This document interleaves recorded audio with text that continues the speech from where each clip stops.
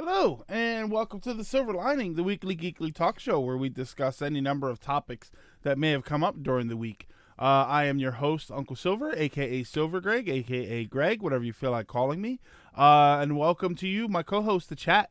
It's fantastic, as always, having you guys here to discuss what is this week. Several topics. I think we actually don't have time for one topic. Like I had like six topics actually lined up. I think I only put four. I only put four in the description for the episode because those are the four that I want to get into. Which I feel like an idiot because I did not download pictures for each one of them. I've been trying to. I usually sit here like an hour before and I decide what I'm going to do. Like I change the titles and everything. I try and go online, find some pictures, and then if I can't find pictures that sort of like topic cards, I guess you could say. If I don't find anything, I have time to make some. I think I have like two of them. Yeah, so I only have I have like one of them, so we probably won't even be using them today. Little behind the scenes stuff. Welcome, Asian Fox, Aqua Sakura. What is going on? How are you guys doing? How was your week? I know it was actually not. I did not have an awful week. At work, everybody, for the most part, everybody left me alone. Some weird occurrences. If you're familiar with I know them as Cozy Coupe. It's the little kids. Little car. They're usually with the red bottom and then the yellow on the top. They look like plastic smart cars. But this one, someone left one on the platform at my job, like on the train platform. So I had to bring it in. I bring that stuff in because if it rolls around and it ends up on the tracks, it's an elevated platform. So it's a whole big deal. I have to call the train people and tell them, and they have to stop the train, and they have to send people to come up, like all for a plastic toy that's on the train tracks. So I went out and I got it. So in my ticket, in my job, my office at my job, there's a little Cozy Coupe just sitting there, a little pink and purple car. It's so weird. Hey Arwen, grant me power. Ziego, Flipnote, I saw you had a rough week. I'm really sorry to hear that.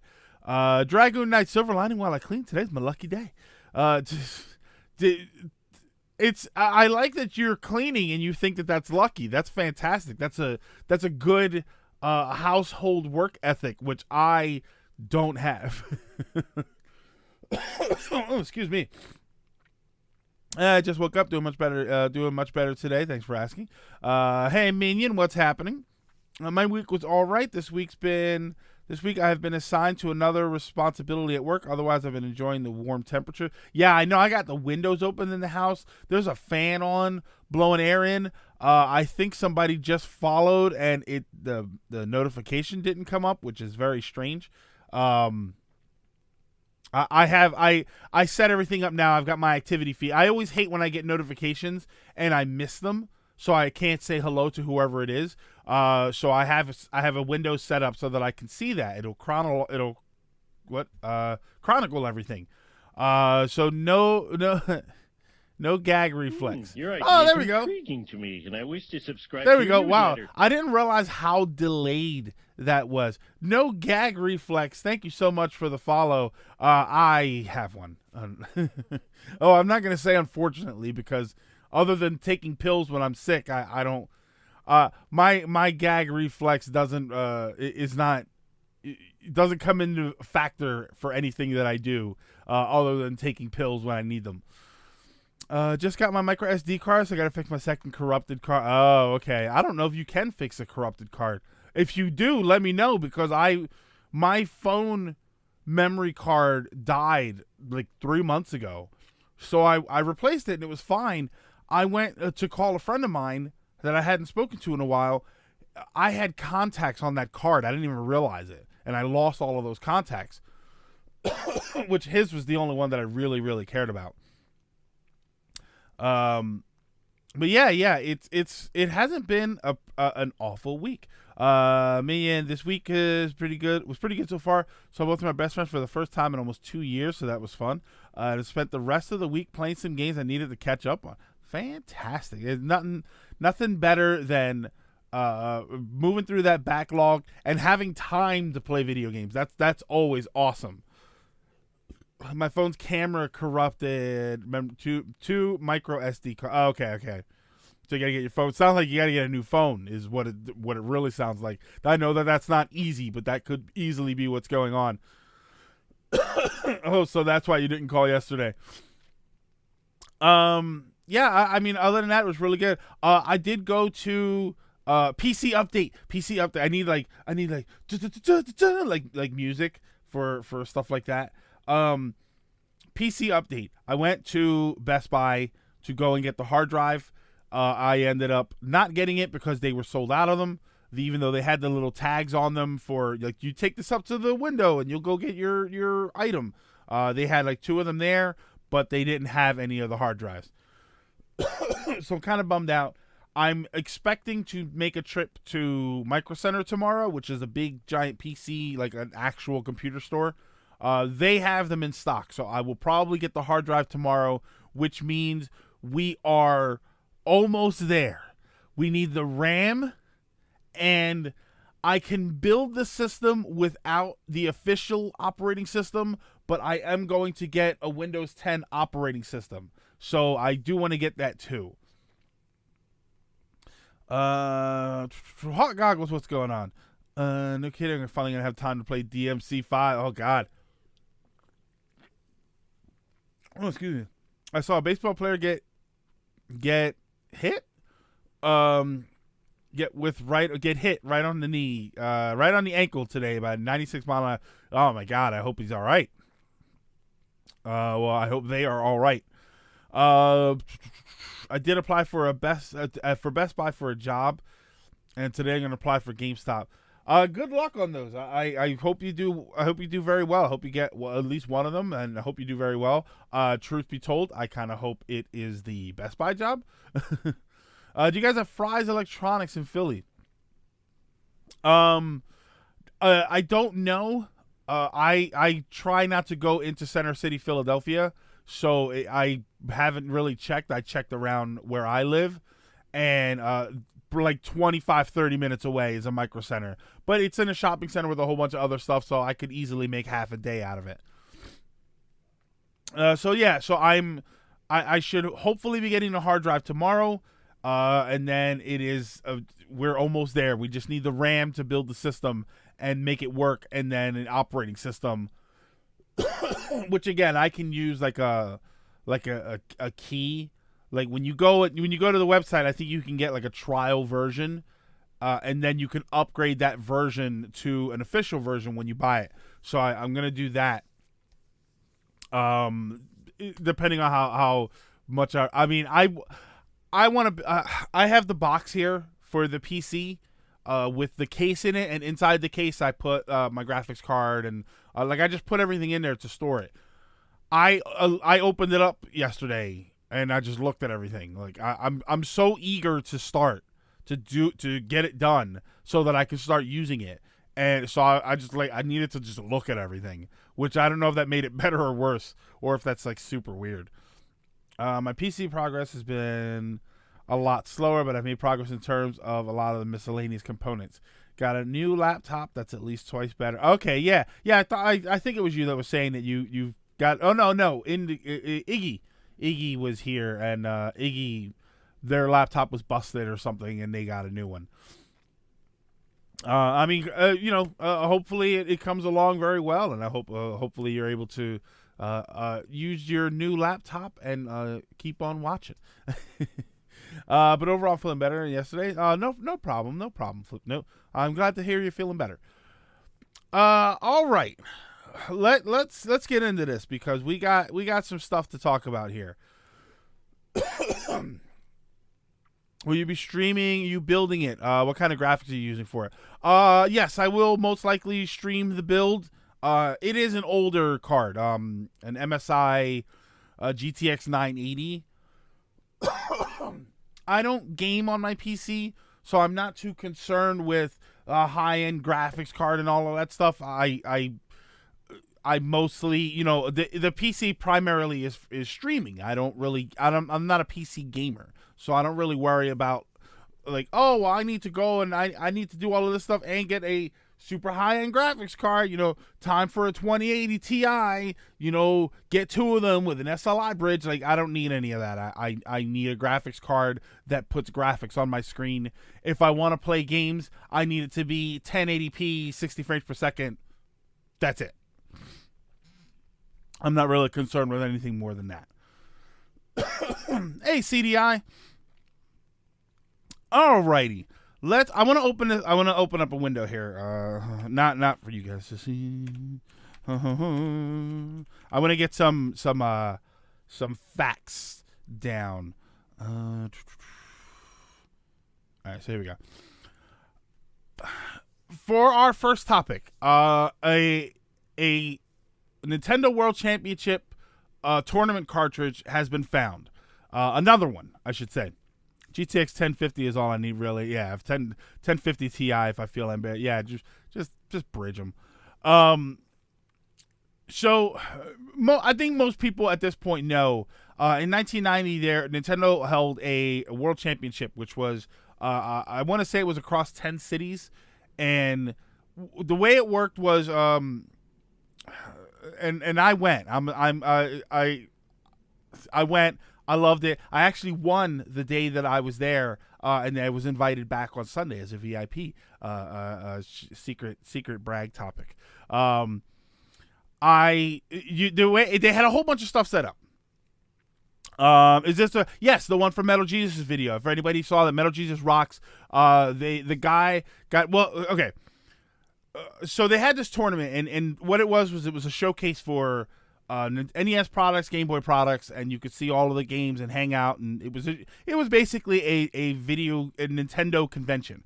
Well, they also held a big tournament, which was back then it was not, it wasn't a whole bunch of computers with a whole bunch of programs.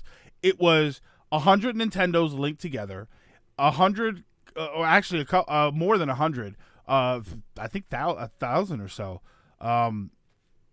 The NWC cartridge, which was the way the game worked. If anybody's ever played it, if anybody's not ever played it, I should say, you had like 6 minutes. It was like 6 minutes and a little bit over that.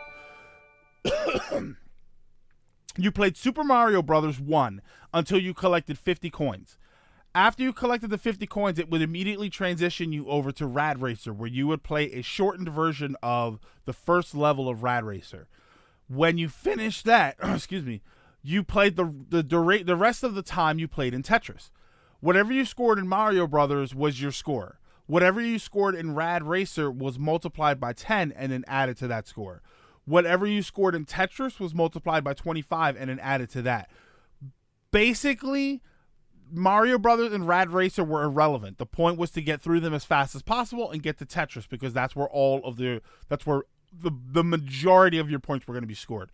So they had this tournament. It was a whole big thing. It was a contest, and then the winner from each city were I think it was a couple winners actually. They were taken down to Florida, and they were flown down to Florida, and they had a big tournament there. And then it was between everybody. I think the guy that ended up winning it, somebody can check that out. His name was Thor Ackerland. I think he was the one that ended up winning all of it.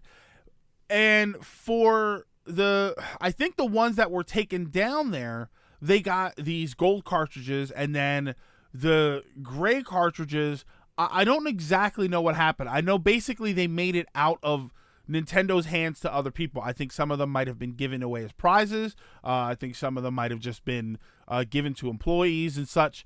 For whatever reason, they all made it out. It is like the holy grail of Nintendo cartridges. It is the gray one, and especially the gold one. I have only ever seen a gray one in real life, maybe twice. Autumn Clearwater, thank you for the host. AC Black Jock, thank you also for the host. I forgot about that. Yeah, Scott the Wasp covered it in one of his videos. I thought the gold cartridges were Nintendo Power. I don't think they all were. I think they were given to the finalists, and then there was one that was given. I remember that. I had that issue because I was a Nintendo Power nerd. They gave away one of them as like a mail-in sweepstakes through the magazine. I saw 2 gray ones at New York Comic-Con last year. Yeah, I've only ever seen a couple of them. I actually went. It was funny. This woman was probably terrified of me. This was like 2010. What is the game called? The NWC cartridge, Nintendo World Championship cartridge. They had a contest. It was like a little thing there. It's a score attack basically. You just competed in it. So you got to write your name down, and then you got to play the game. And when they wrote your score down. So I'm thinking, okay, they've got it. They've got an emulator. They're going to set it up, and then it's on a laptop or something. She pulls out the cartridge, and she goes to put it in. Like they've got a system and everything. And I looked and went, after 1,000 years, I'm free. What's going on, AR Mega Man? Thank you so much for the 5 biddies. So she pulls out the cartridge and she goes to plug it in, and I went, oh my god, is that an NWC cartridge? She kind of like was taken aback a little bit. Like I guess my over enthusiasm surprised her, and I felt bad afterwards. Like I remember thinking to myself, like, I probably should have just toned it down a little bit. Yeah, Jesus thing goes for $120. If you're Grant, are you talking about the gray NW? No. They are tens of thousands of dollars. You're looking at the wrong thing. Yeah, if all you're seeing is $120, you're looking at the wrong thing. So the great no. Agent Fox, no. The great there's way more gray carts than there are gold carts. Gray carts, I want to say were numbered probably closer to 1,000. Probably. It's probably really only like 500 or so, if even that. Yeah, that's I absolutely that's Grant. That's a reproduction. Yeah, the gold cartridges, I think there were only 25 ever distributed. But the gray cartridges were used in the tournament. The tournament was not a computer program with a whole bunch of versions of the game on it. This is 1990 we're talking about. It was 100 systems linked through some sort of cable.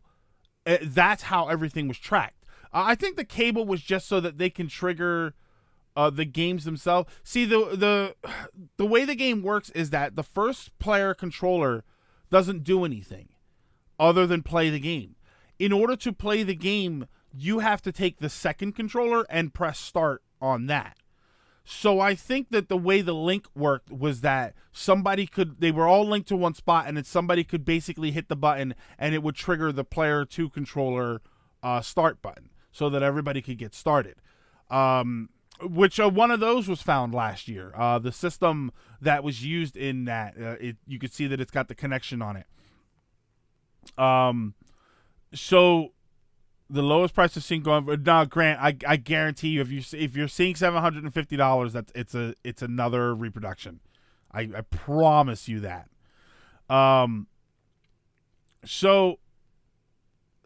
So these cartridges get out. They don't know where they are. People don't know. Every once in a while they pop up. So one of them just popped up, and there is. I have the article open, but I'm not just going to sit here and read the article. If you want, you can go and watch Metal Jesus Rocks. They did a video because the person went on to Reddit, I believe, and yeah, it's gonna be like $20,000. CDI, I remember hearing like on Nintendo H or something that there are basically bounties for them. There are people who leave a static amount out there and say, I'll give you $20,000 if one ever turns up and someone wants to sell it to me, because people are looking for them. They want them. I don't know. If I had millions of dollars, I'm not entirely sure I would buy one. I probably would. So this guy, if from what I understand, he puts it on Reddit. He looks around. People, they eventually lead him towards Metal Jesus and Kelsey. Kelsey runs a store called Pink Gorilla, or she co-owns it, I think. And so the guy makes it there with the cartridge. So they when you watch the video, they open it up and they verify that, you know, they check it out to see if everything is the way it's supposed to be. Yeah, I wish I had to. I wish I had so much money that I could put out a notification to say, hey, if anybody's got one, I'll give you $20,000, which means you always have that money on hand. Were the original carts ever released to the public? Or no. Nintendo never even understand. Nintendo never released this. Nintendo gave these cartridges away after the tournament was over, or in one form or another. There was never an official Nintendo reproduction or anything like that. When you see reproductions online, they are all aftermarket, non-official reproductions. Every single one of them. There is no Nintendo official version of this. I don't think it was released on any sort of virtual console ever. This is it. I mean, obviously now you can buy the ROM. Yeah, they've never digitally released it. As far as I'm aware, if you either find the ROM, which is not a very difficult ROM to find, or you buy the cartridge, and that's it. It's an interesting thing to happen because normally this is something that the guy, according to the story that I was reading, that he came across. I forget exactly what happened, but it was like his brother's collection or something. And all right, buddy, because you're gonna start doing it. You're gonna start doing it. You're gonna start climbing over everything. He basically came across it, and it was time to get rid of it, and he knew that it was rare, so they got into contact with somebody.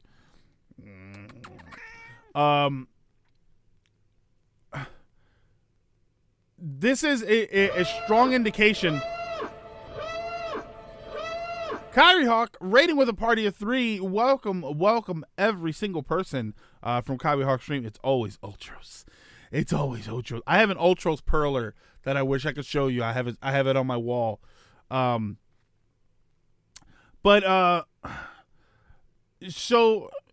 it's a strong indicator of something that was bound to happen and has already begun. I have seen this very, very often. It is starting already. You're getting to the point where the people who care to keep this stuff they don't care anymore. They're getting old enough to want to cash out. They are passing away. They're getting ill. I was a 6-year-old when the Nintendo came out. Actually, what was it? 85. I want to say 85. So I was 7 around the time that the NES came out. So as a 40-year-old, it's right up my alley. But say you were 20 years old when the NES came out. At this point, you're now what, 60, 65? We're getting to the point where these people, as insensitive as it sounds, people are starting to pass away who care about this stuff. And so what you're going to start seeing is a lot of this stuff entering the market quickly. You're going to start seeing more and more selling whole collections, more and more I'm just getting out of it, so I only have a few things here and there. I still like collecting, but I'm getting older, and I want to start buying some things, so I'm going to sell my most expensive items. We've talked here before about I want to build this computer, I want to do this and that. What if I just sell the most expensive items that are in my collection? I can keep the collection and just sell those. You're getting to a point where you're going to start seeing more and more of that for the NES. And you're going to start seeing other collections build up. You're going to, PlayStation games were on the rise for a while. PS2 games and Xbox games are starting to go up a little bit in price because that's the generation that the nostalgia is with right now. So the I'm Dying auction. AR Mega Man, it's an insensitive way to say it, but it's not completely inaccurate. if I got sick and needed to pay for it, it would be time to cash in. And at 40 years old, I'm probably not, hopefully a terminally ill instance is not right around the corner, but it's not outside the realm of possibility either. So all of this stuff would be the first thing to go. And I hate to say it like that. Would it be a good if they either pass these down as heirlooms? Aqua, they can. Here's the problem with passing them down as heirlooms. They're big. It's easy for somebody to say this necklace or this jewelry has been in my family for years and years.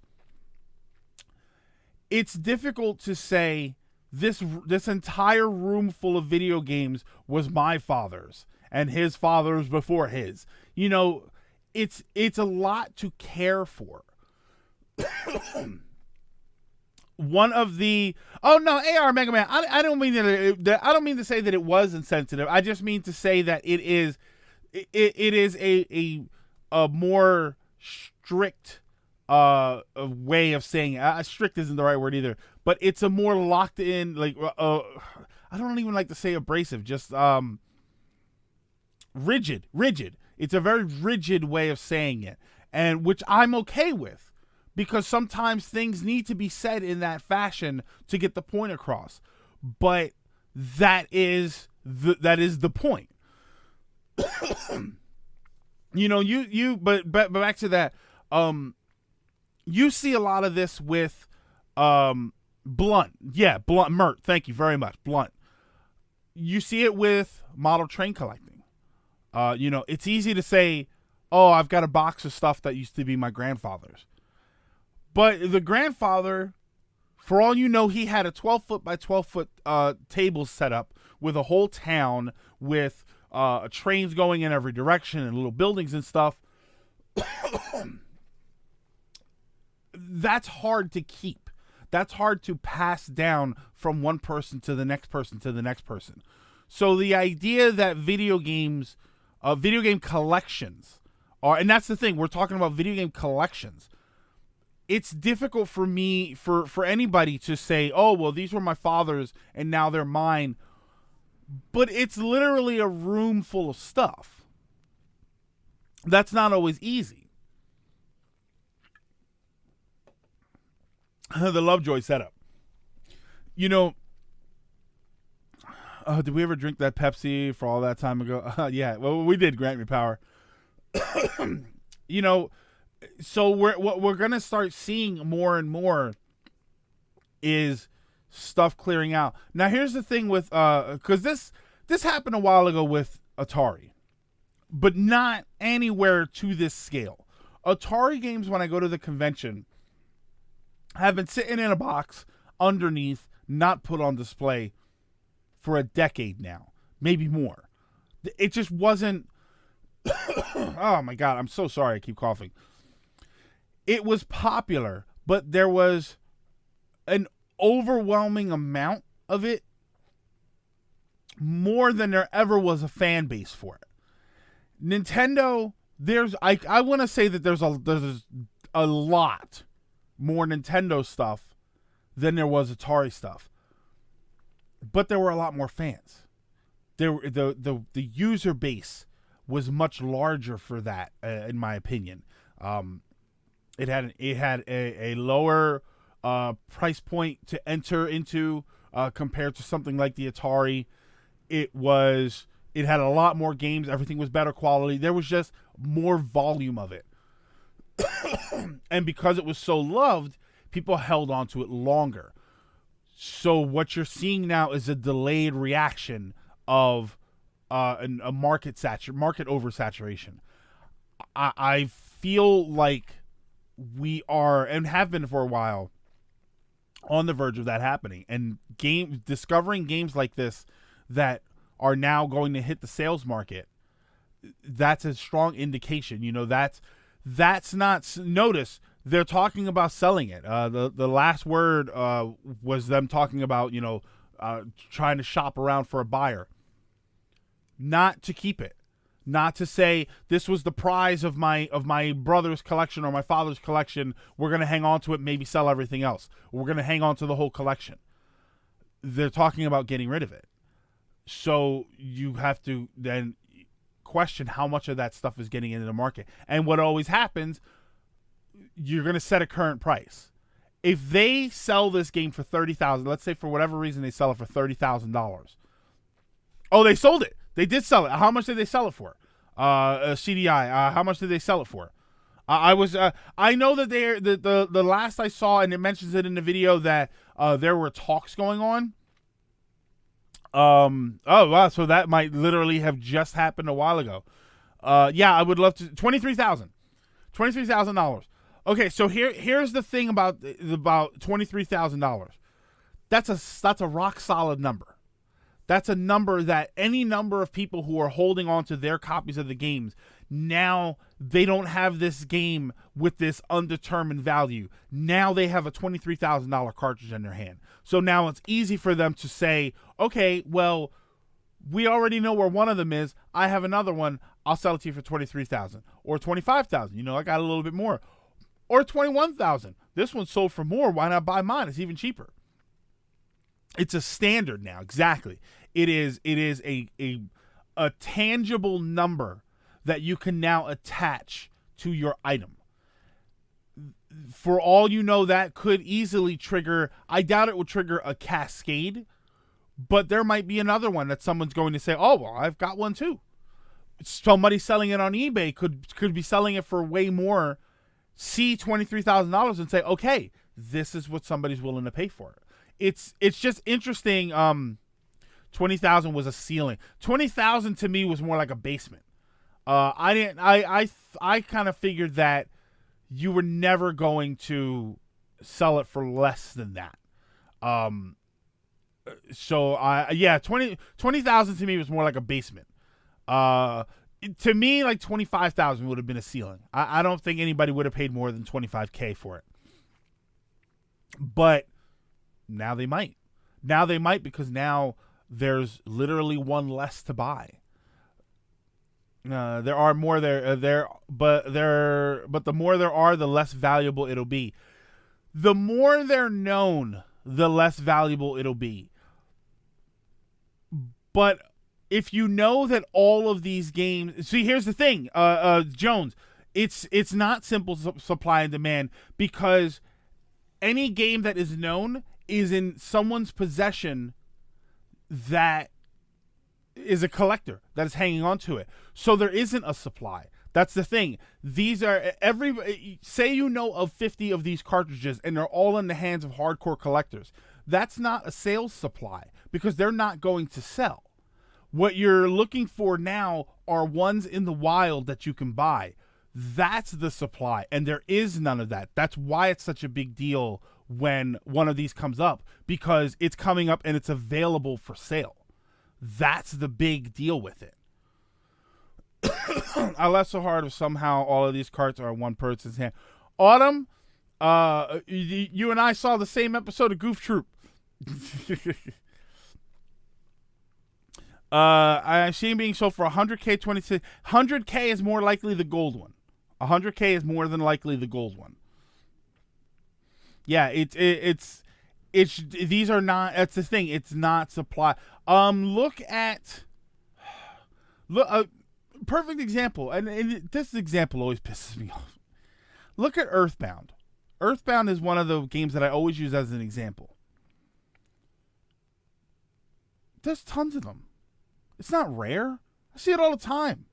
Go to a convention. It's always there. $150, $200. It's always there. There's always multiple copies of Earthbound there. But they're not necessarily in the wild. They're not in rare hands. You know, if all of those Earthbound people started to sell immediately, the price would drop. It's not a supply because they're not available. You know what I mean? There's available as in you can buy it, and then there's available as in it feels attainable.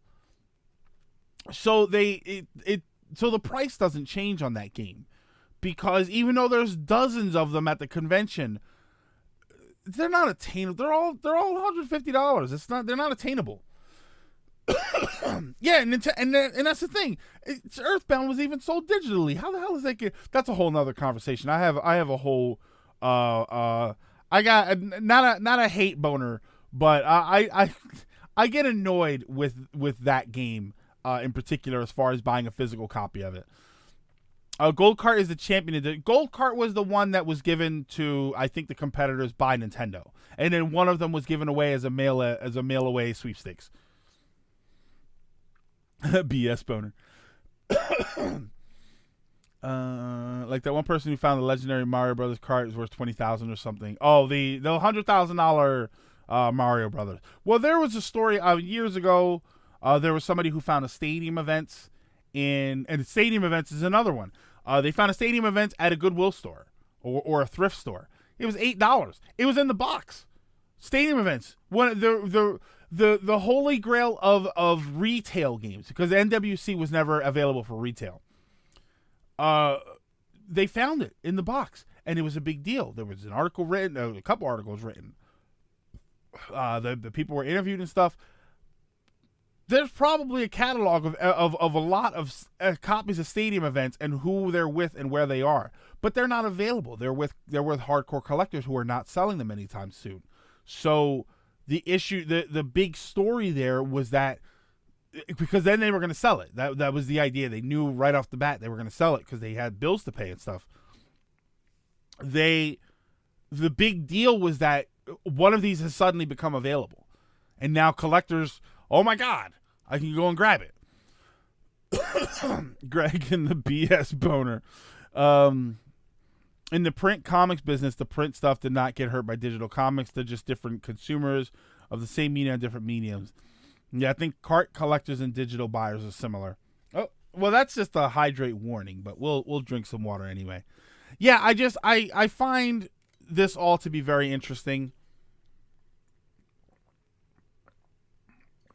as a collector, you know, and just it always does trigger that. What if it were me? That's something that always triggers. You know, if you found out your next door neighbor won the lottery, more than ever, you would think, man, what if that was me? Like, it was right next door. It could have been me. And this guy was obviously not right next door, but there's always that idea. And I gotta be honest, if it were me, I'd most likely sell it. The number's too high. I love the idea of collecting. I love the idea of. I've always dreamed of having a full NES collection. Or at least a full NES retail collection, minus stadium events, because I really don't care. Or you befriend the next door neighbor. Oh yeah, we're gonna be hanging out. But if I had that cartridge to see that number and to see exactly the 23K, that would be the trigger. That's like, you kind of have to. Hello. You know, you kind of have to make that leap. Agent Fox, just dryness. Would you sell the only copy of your favorite game for a high price? Absolutely. I would sell my entire collection for $100K. It's certainly not worth that much, but hey, Sean. So yeah. A new NWC cartridge has been found and sold apparently. So, you know, it's gone. Whoops, I missed that one. Guess I'll get the next one then. I guess that's what I'll have to do. Yeah, I would sell something like that in a heartbeat. And I can't lie, I would probably use it to build up my Super Nintendo collection. Alrighty. No. Oh yeah. Here we go. Okay. Okay. We are going to switch gears. We're actually going to talk about. Hold on a second. I'm gonna move this around here. Put that. Hang on. There. Okay. I'm switching up the title layout. What? Oh, damn it. Okay, hold on. Okay. There we go. Update. I think the only rare game I want is Mighty Final Fight. It could be worth something much, but I'd never think you'd want to sell your Grant for $100K. Absolutely. Oh, town siren, fire alarm for the area. Yeah, for $100K, I'd get rid of it all. I would, you know what? I in all honesty, I would get rid of it all, and I would probably start again with possibly the Super Nintendo, and just focus on that, if even that. Actually, no. You know what I would do? I would do systems that are a little less easy for me to play. I would love a complete TurboGrafx and TurboGrafx collection and some of the better PC Engine games. I wouldn't mind building up my Saturn collection, but I'd probably just hold out for like an emulator solution for the Saturn, because even if I had a bunch of money, those games are still expensive. Hey, nice. TurboGrafx was an interesting. I love the TurboGrafx. I think that it was great, and it was like what 87 US games. Very, very attainable. All right. So the next topic I want to discuss. I don't even know how much of a topic this is, but I do know that I wanted to talk about it. Did anybody see this Zelda Breath of the Wild? Somebody coded it or did something. They added a patch or something that removed the cell shading, which I kind of didn't even know was possible. I'm not a technical wizard, so I didn't know that you could just remove the cell shading. Isn't TurboGrafx a PC? But no. TurboGrafx is a console. Yeah. So there's a Zelda Breath of the Wild video out there that they removed the cell shading. I'm trying to avoid seeing what the game could have been if Nintendo allowed their games to do that. It's wild. It's incredible. Everything. I think the reason I wanted to talk about it was because I wanted to get your take on it. Everything looks a little darker, which I'm not a huge fan of. Everything's a little bit darker. I think in the Game Explain video they mentioned that it has this almost Twilight Princess like vibe to it, where everything's a little bit darker, a little more shaded and detailed. It looks phenomenal though. It really does look unbelievable. But at the same time, there's this charm that's missing off of it. It's very odd, and without seeing it, it's hard to explain it.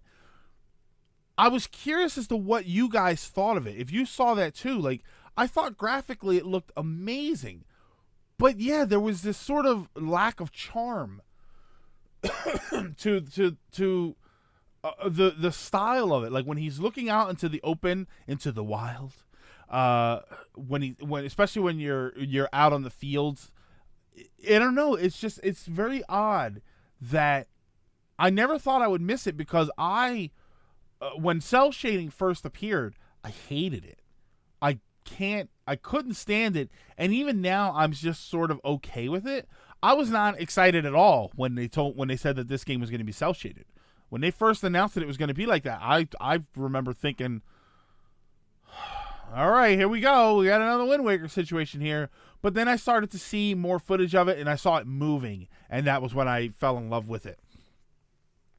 I mean, I still didn't fall in love with the game until the March. It came out. The system came out in March with the game. The January before that, they had the Switch like reveal trailer and all of that stuff, and they showed Breath of the Wild and talked about it. And that was the first time I was really excited for the game, because they talked about the story and everything, but we got to see it really heavily in motion.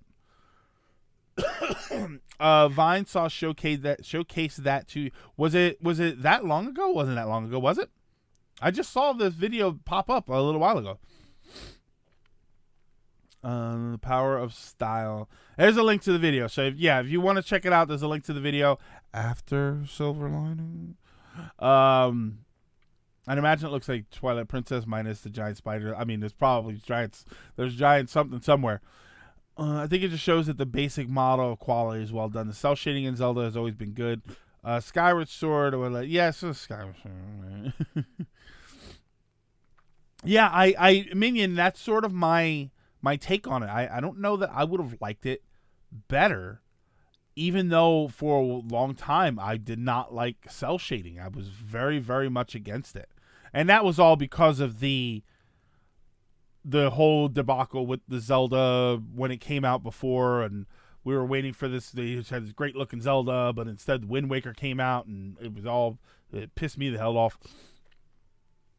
Robot spiders, giant robot spiders, Agent Fox. I would definitely say that it qualifies as both.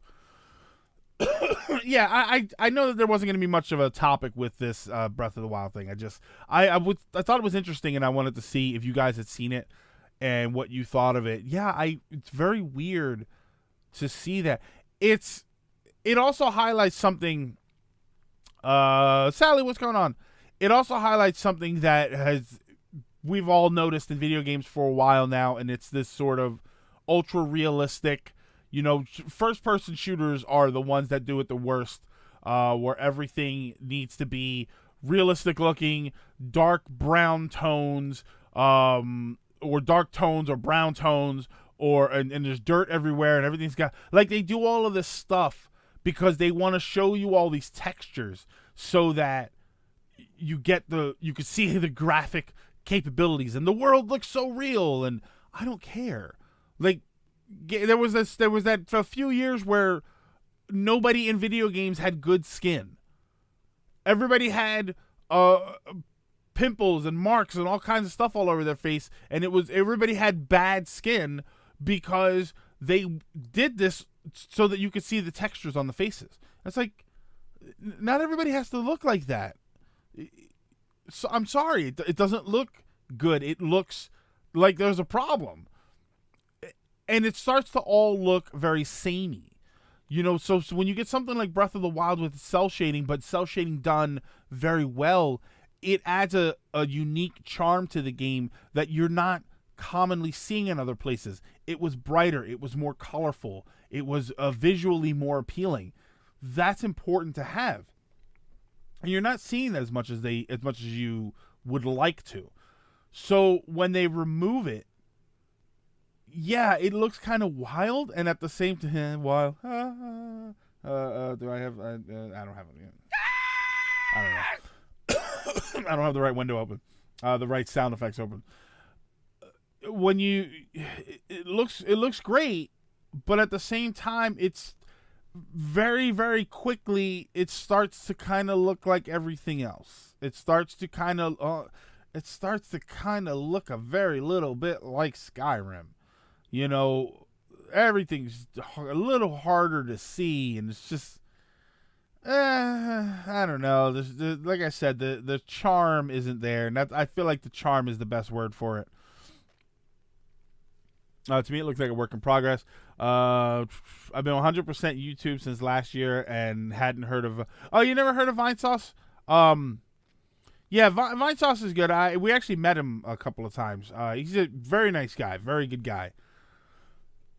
You missed the discussion. Someone discovering a rare Nintendo game cartridge. I enjoy the cell shading a bit more. It brings out so much more charm. Without the cell shading, it feels like any open world. Yeah, it feels like any open world game. And it's a great game. Just it's not visually appealing. You watch that video and you wonder, would I want to run through open fields for 10 minutes in this game? I don't know. Sally, we were talking about the Nintendo World Championship cartridge that was found. That was the other topic before.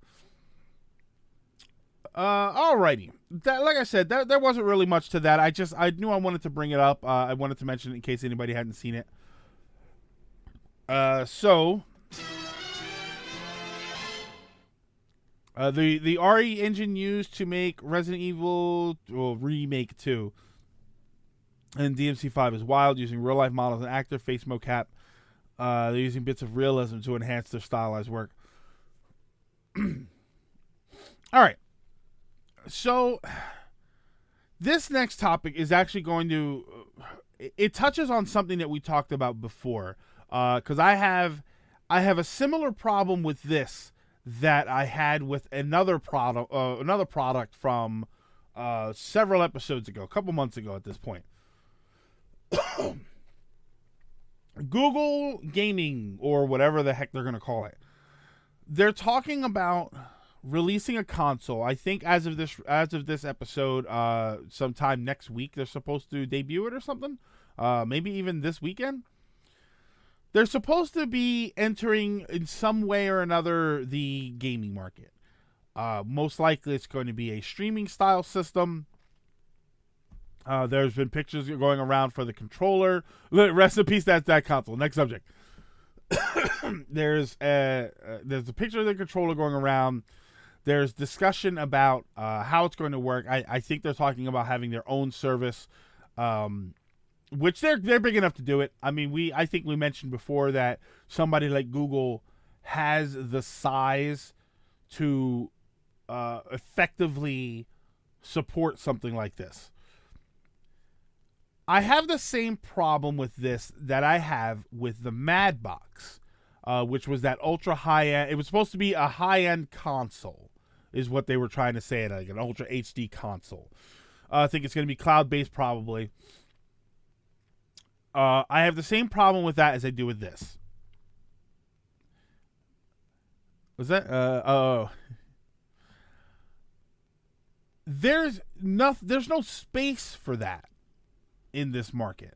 I don't feel like there is a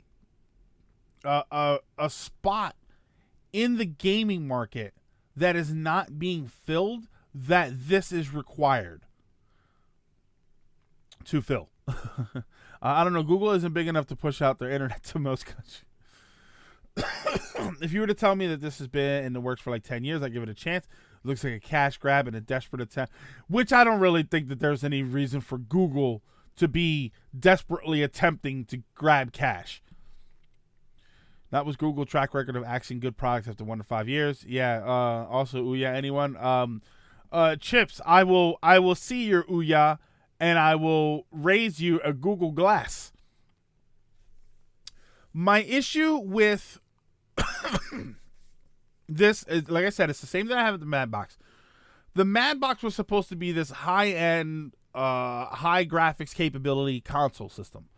My problem with that was that the consoles currently, between the 4K, between the Xbox One X and the PS4 Pro, 4K 60 frame gaming is already taken care of. Lower quality mobile gaming is really already taken care of between the Nintendo Switch and the phone, mobile phones. You don't like the fact that phones are part of the gaming industry, but there is a niche that they fill. Unless you all want Candy Crush on the Switch.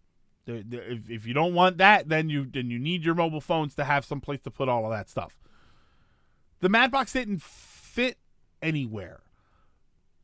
Google's system doesn't fit anywhere. There's nothing what streaming games down to your console. Some of the other game systems do that. Access to a gaming service.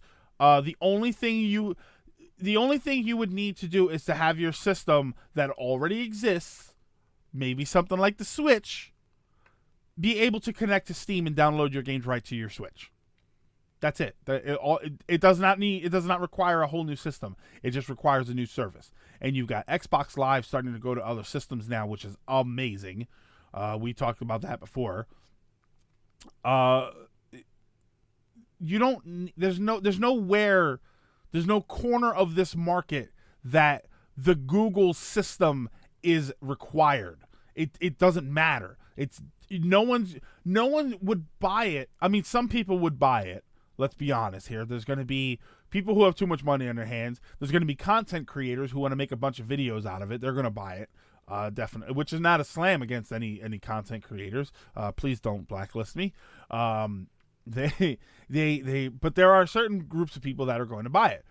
But then that's it. No one else is going to buy it after that because there's no need for it. Any service that it tries to provide, you can adequately enough get from other console systems, or you just don't care.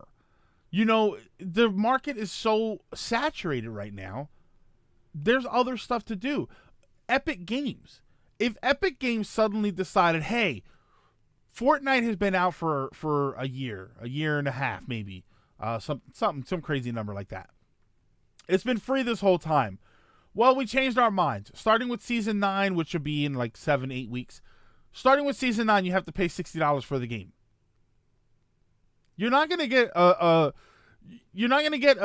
30 million, 60 million people, who are however the hell many people are playing that game, to say, okay, you know what they're going to do? 95% of them are going to say, all right, well, I'll just go play Apex Legends, or I'll go play another free-to-play game.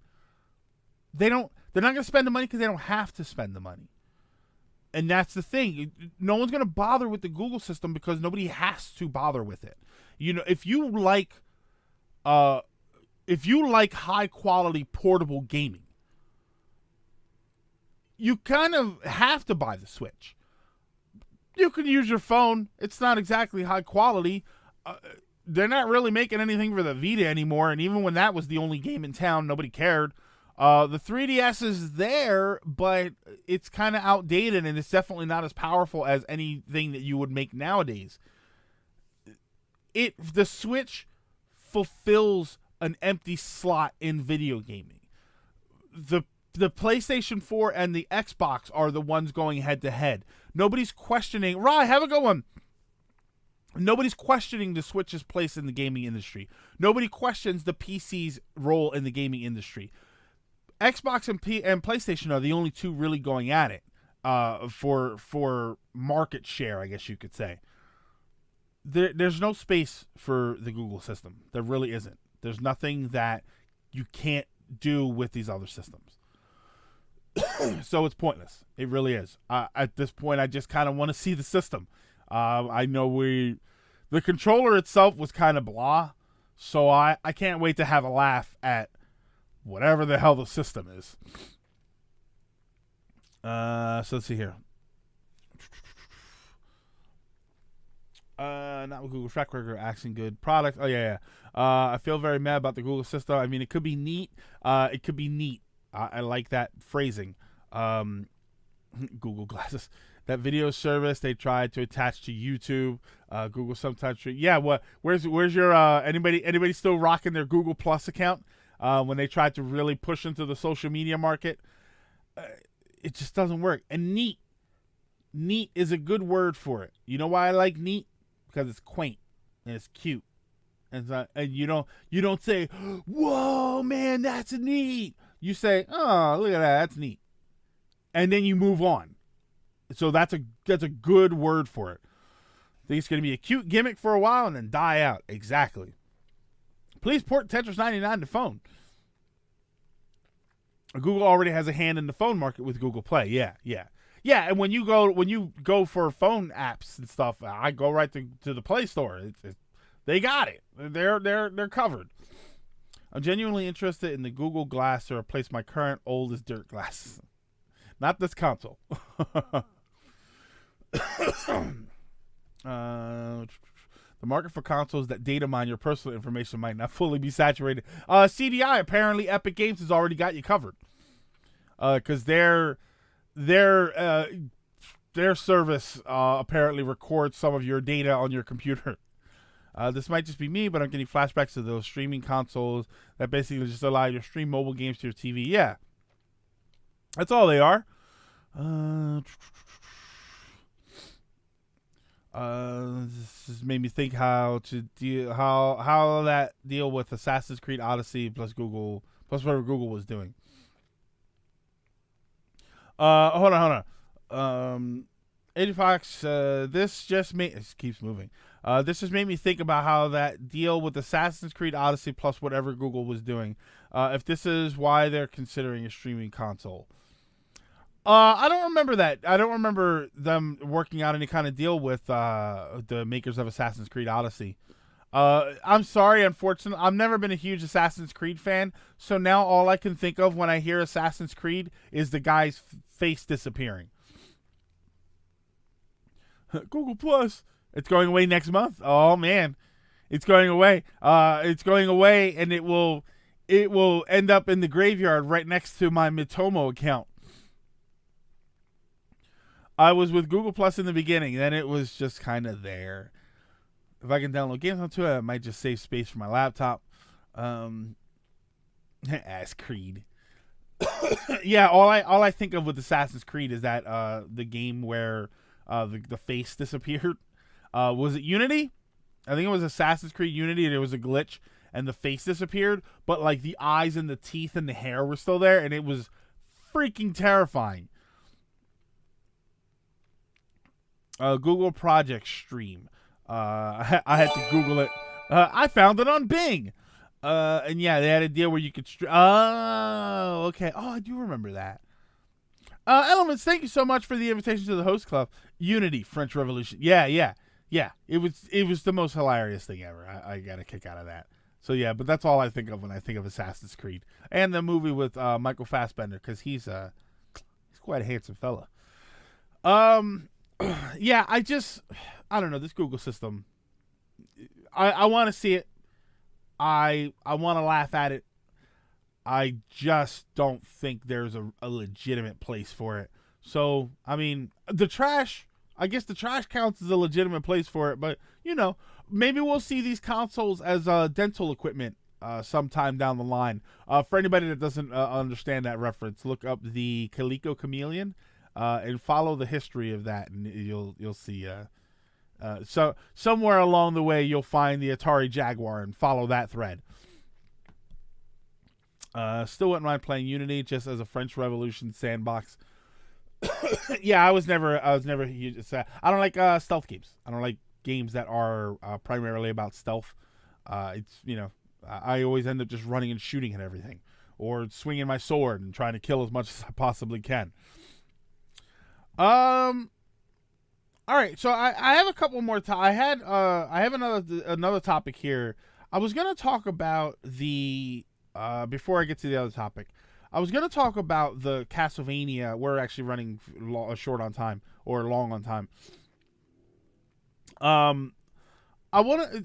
So the Castlevania was rated. Oh, I guess that counts. Castlevania was rated in a collection in Australia.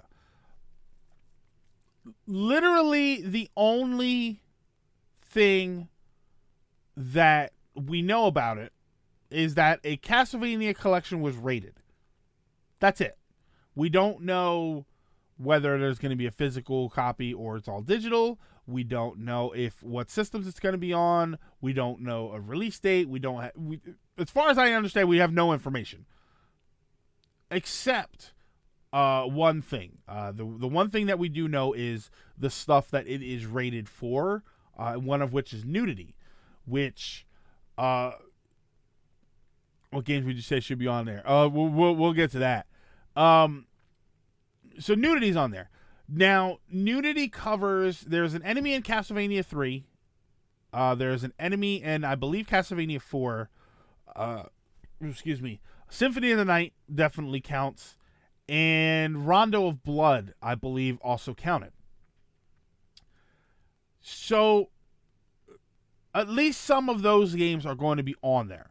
That's what we got. That's really the only bit of information we can derive from all of that, is that some of those games are going to be on there. And yeah, it's going to release in Australia at some point. Nude Richter.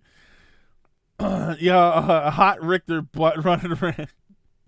No, I like the Richter that looks like he's holding like the Minecraft pickaxe. You guys have seen that. That's pretty hilarious. M-rated succubus. Nice. I'm interested in this. So that's really all we know, which now leaves us wildly open to speculation, which is one of my One of my favorite things to do. Medusa's butt is shown in Symphony of the Night. Yeah. Let's. It's time to speculate about what we think is on there. I definitely think 1, 2, and 3 is going to be on there. I hope that 3 has the Japanese soundtrack. That would be nice. Yeah, the chibi one. No, Lady Foxheart. That's something else. That TurboGrafx Simon. That TurboGrafx Richter is very. That TurboGrafx Richter looks more like it's made out of color forms or what am I thinking? Not Lincoln Logs. The little colorful blocks. Yeah, 1 through 3 definite. 4 I think is a pretty likely idea.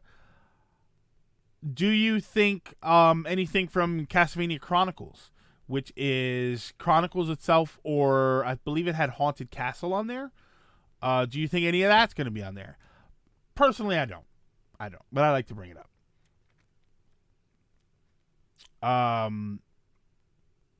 Yeah, I see Super Castlevania 4.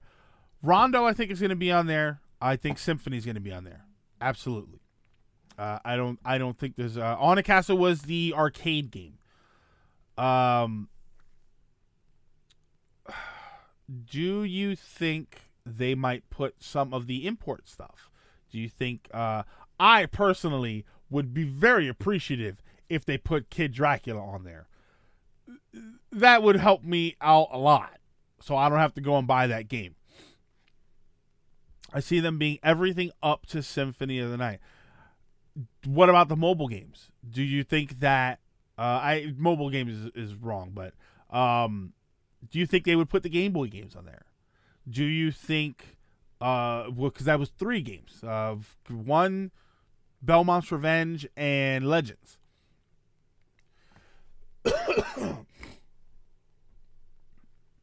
Would they really do that since Requiem is already a thing? Because Requiem isn't on everything.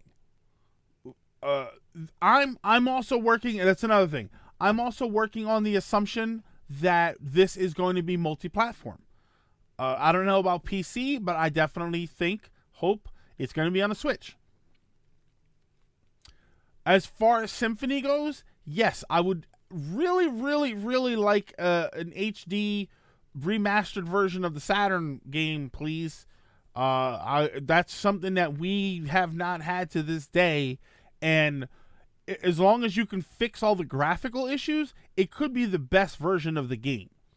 It's definitely the most complete version of the game.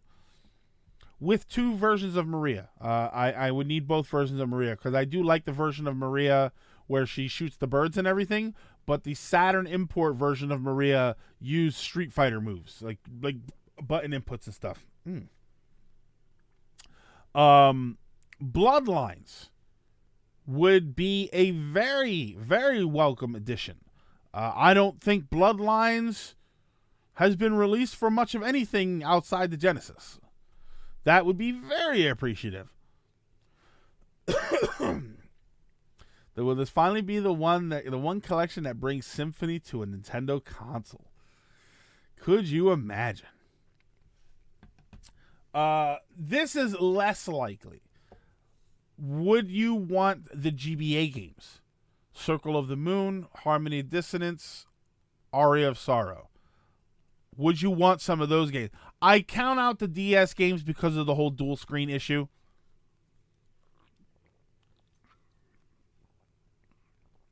Give me artwork. Oh my god, an art book? Like a collector's edition? Bloodlines is still at $125 for a...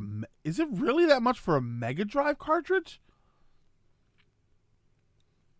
I don't think the Genesis cartridge is that much. Is the Mega Drive one that much more?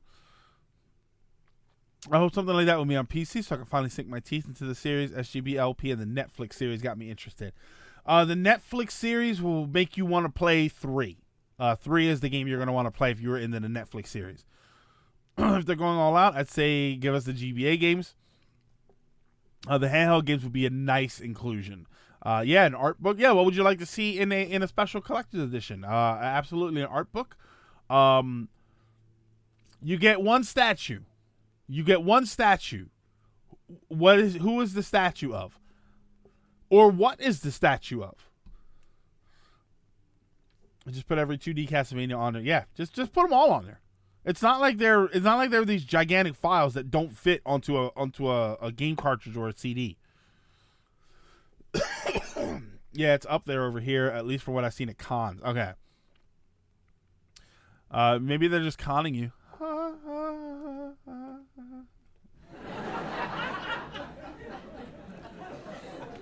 And Amazon isn't much better. Amazon for old stuff is ridiculous. There's really no point in that. Amazon's for new stuff. eBay's for old stuff. If it's on a Switch, do you think it'll be overpriced? No, I think it'll be legitimately priced. I see a $40 price point. That is my prediction right now. I see a $40, unless there is a ridiculous amount of content on there for a standard version of the game. I see a $40 price point. I want a Maria statue. Alucard's gargoyle form.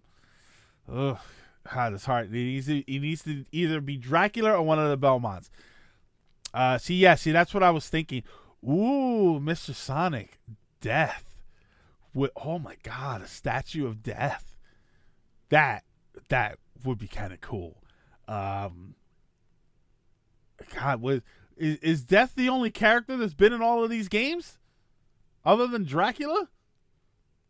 Yeah, I think Mr. Sonic hit it. I think that's it. I think Death statue. Oh my God. Ooh. Hold on. Let me see if I can find it.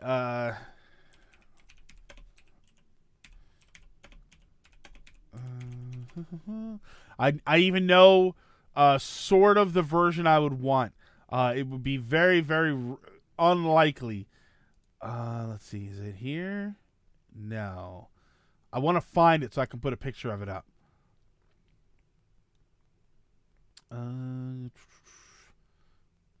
Nah, I can't. I would have to do some more searching for a picture. If you've ever played Rondo of Blood, at the beginning of the game, Richter rides in on a horse-drawn carriage. In the background, Death is coming for him. Like you see Death flying through the air. But the pose that he's like this, and the cloak and all of that stuff is blowing that way, and he's coming down. Give me something like that where he's like in motion to the side with the scythe. Oh my God! If I was an artist, I would draw the hell out of that.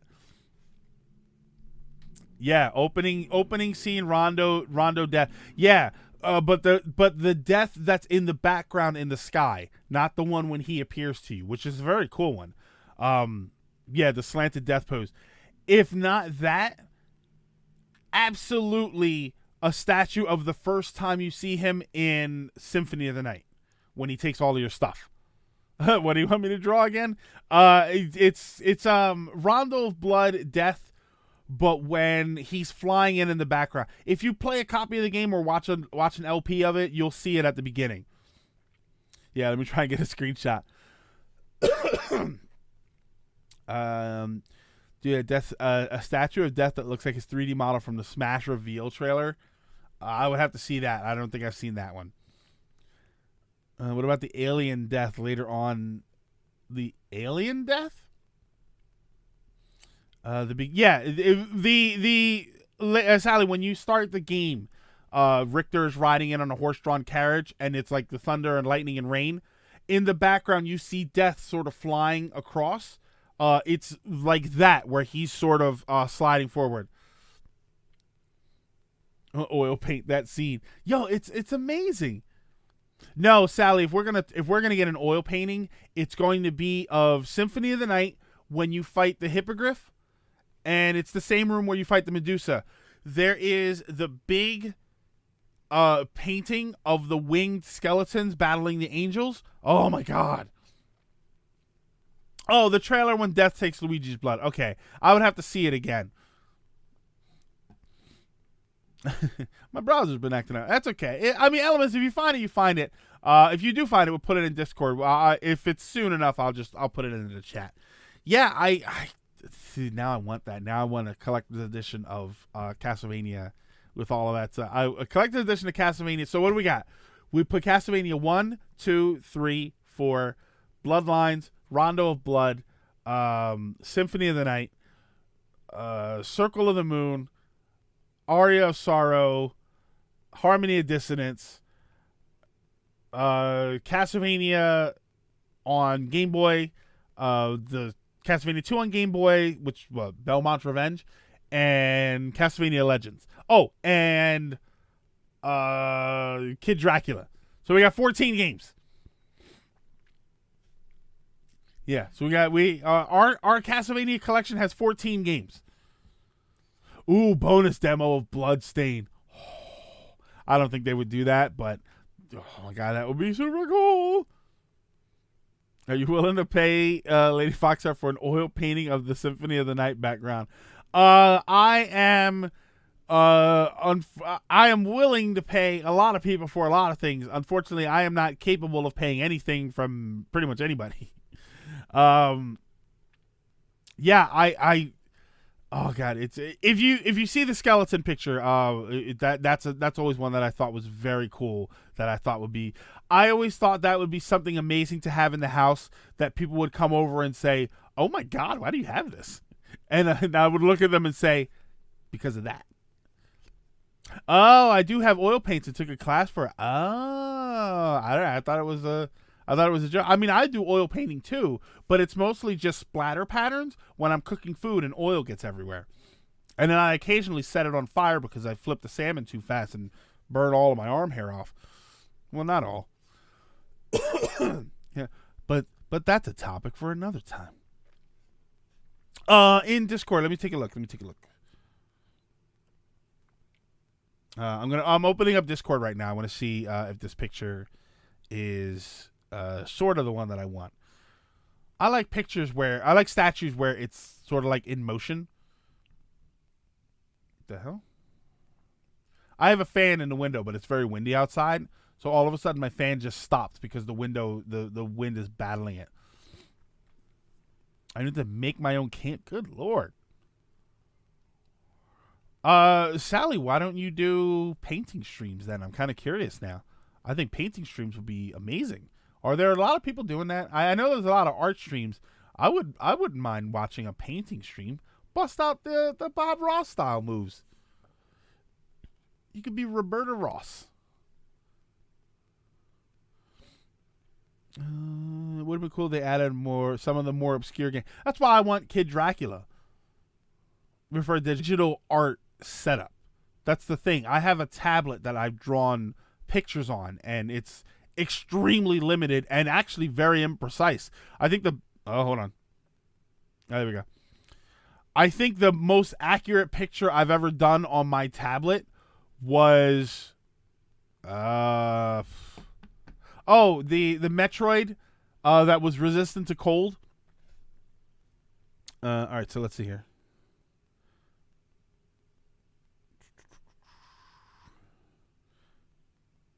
Yeah, okay. See, there it is right here. Hold on.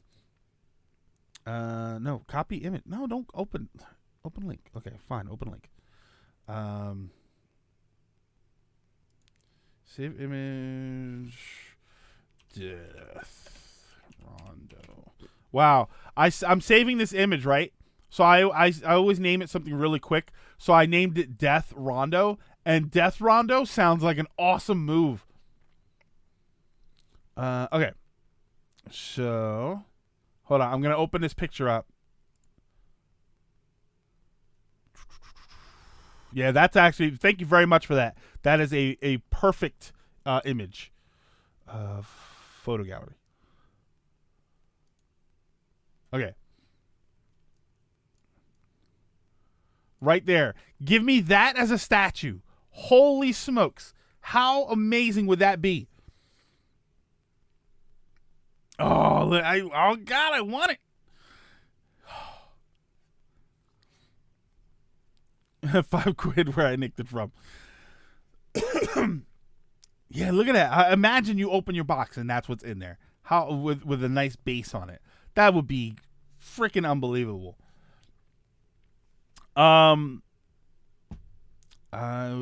Plus oil paints are messy. Oh yeah. But as far as doing art, yeah, I actually considered doing that, doing like art stream just because I'm a terrible artist. So I thought, I figure you watch art streams and everybody's so amazing.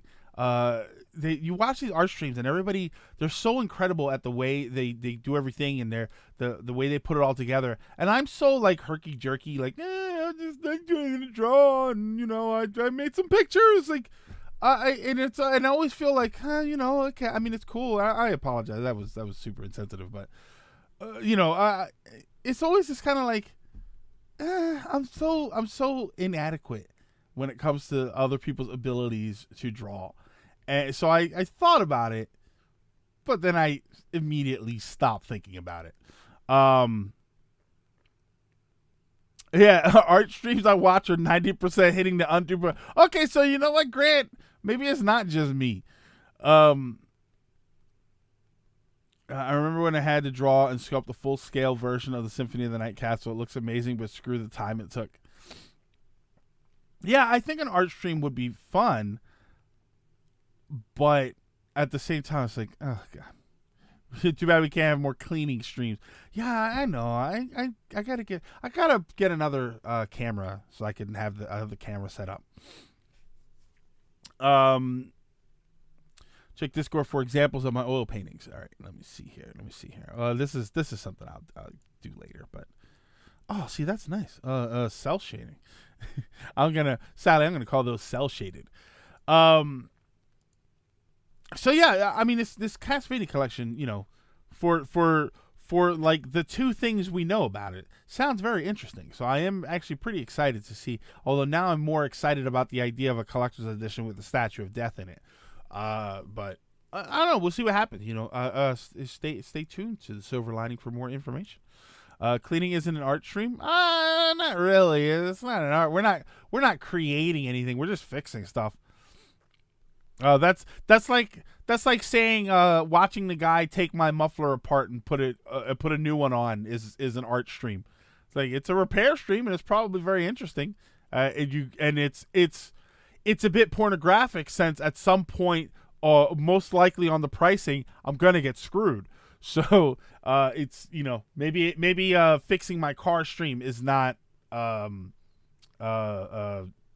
what's it called, advertiser friendly. If my fan art is found. Okay. There we go. For my the last organized topic, because we are going to do viewer topics. I just wanted to say happy birthday to the internet. 30 years of the internet in as closest form as it is now. The story I had always heard was that the internet was created as a way for colleges to communicate with each other. This is not an accurate history channel, so if that is incorrect, then I am wildly wrong. But the story I had always heard was that originally the network was conceived to support colleges and educational institutions to communicate with each other, and which is very cool. Of course, when stuff like that happens, it always gets out to the public, and the public starts getting a hold of it, and they start figuring out how to use it. Yeah, happy birthday to you. I don't have any. Do I have any celebratory? Yeah, that's all I got. Oh wait, here we go. Happy birthday, internet. Internet came out the year I was born. I think that for as much as we bash it and oh god, the internet was a mistake and it's the place where people can complain about everything, and I think that you don't have a stock sound of the kids yaying. I don't think so. No. No, I don't know. No, but I do have. Spaghetti-o. That is sound effect unrelated. where the internet is 30 doesn't feel like it. Then again, I didn't use the internet actively until middle school, which is late. I didn't start using the internet more actively until I was, I want to say 15, 16. I didn't get my first computer until 97 or 98, I think, was the first time I had my own computer. I still remember the guy that I got it from. I won't say his name, but Kenny was his name. I worked at a video game store, and he would come in and he would rent games. He lived a block away, so he can. Oh, there's the stock sound effect.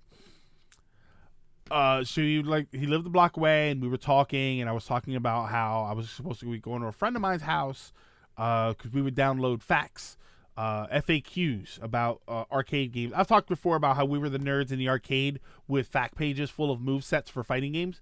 So I was talking about that, and he was asking, if I had a computer at home, and I said no. He was a secondhand computer guy, so he was the guy that had a stack of towers in the house, and then he would take them apart and piece them together with other parts to make computers that worked. So he said, I have a computer to sell. So I was like, okay, well, let me know how much it is. And I think it was $200. I bought the computer, the mouse and keyboard, the monitor, and he gave me this tall computer desk, one of those where the top flipped up so you could hide away the keyboard. So that was it, and that was my very first computer, and it was great.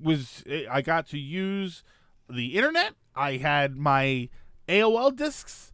I had my account. I had to go through this whole trouble with to get like a routing number from my bank so that the AOL could take the money right out of my account.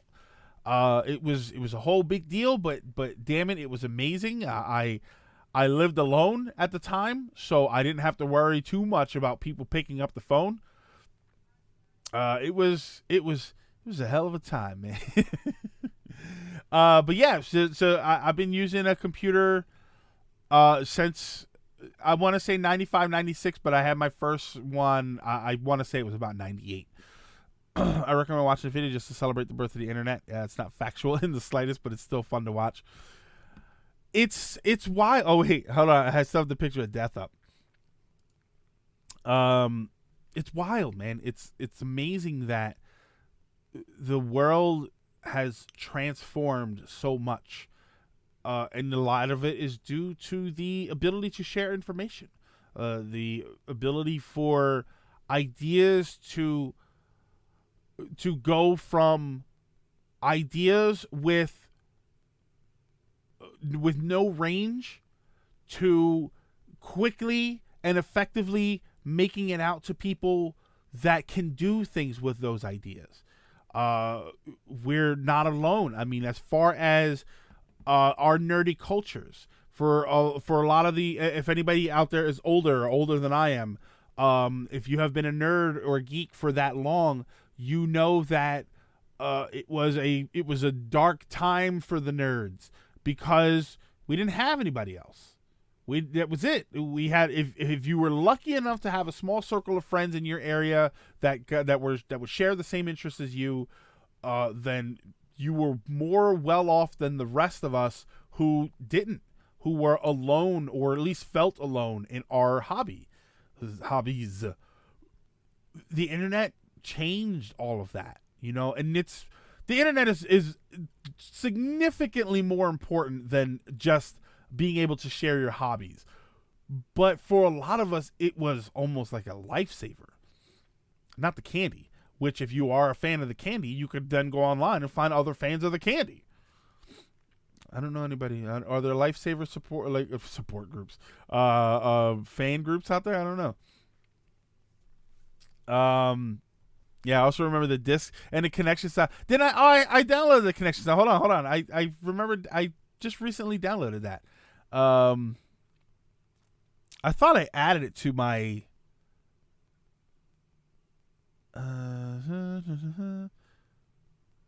Hold on, I have to see. I thought I added internet connection noise to my my little.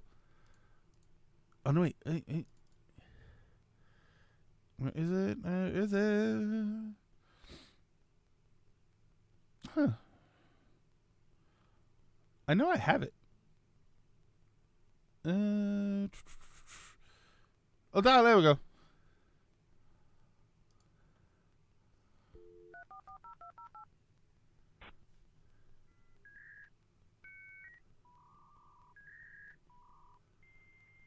Wait on. It's not super loud. Hold on. Hold on.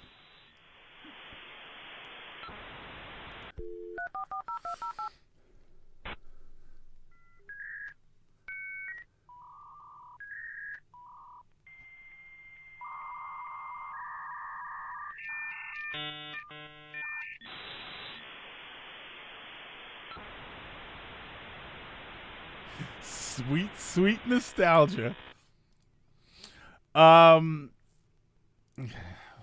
Is that I remember using the internet when to Smash Dojo. Oh God.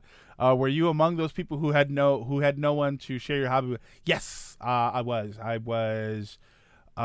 In high school it got better. In high school it got a lot better. I immediately met people who were just as nerdy as I was, and that was where I really started to take off in my nerdiness. It was a fantastic time. Unqualified Gamer, what's going on? Hello to everybody who may have stopped in that I haven't seen. I just noticed Derposaurus on the banner. Yeah, he's up there. He's right here. Derposaurus. Internet allows us to connect to like-minded people that never would have met online. Heck, if it wasn't for the internet, we wouldn't have the silver lining. You got that right.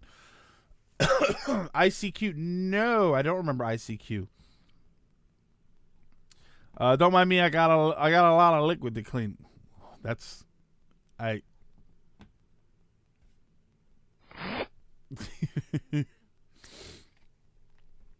I do not remember ICQ. I will have to ask you what that is. I should make it my ringtone. I have considered making that my ringtone. I forgot. I thought I added it to my soundboard. Without the internet, I wouldn't be drawn. There you go, Sally. That's what I'm talking about. See, that's a hard truth. That's a funny thing that you mentioned, because without the internet, I think freaky people out there wouldn't realize how many other freaky people were really out there. I'm glad the internet. I think the internet has helped everybody. I think that Aqua. I don't think that there is a person out there who hasn't benefited from the existence of something like the internet, of such a large transfer of information. It has benefited everybody.